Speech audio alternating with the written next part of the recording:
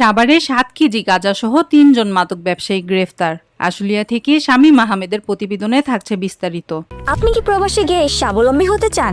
পূর্বে বুকিংকৃত বিমানের টিকিট পরিবর্তন করতে চান, অথবা ট্যুরিস্ট ভিসার মাধ্যমে এই সুন্দর পৃথিবী ঘুরে দেখার স্বপ্ন দেখছেন?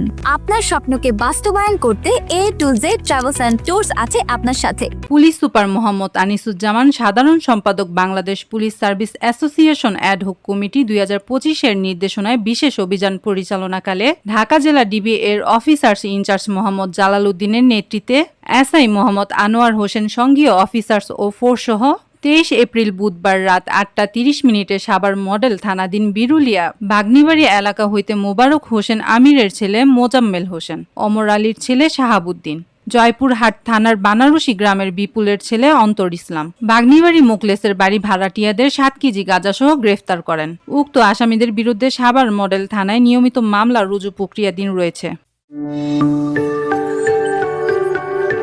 ২৬ টেলিভিশন, মাতৃভূমির বন্ধনে।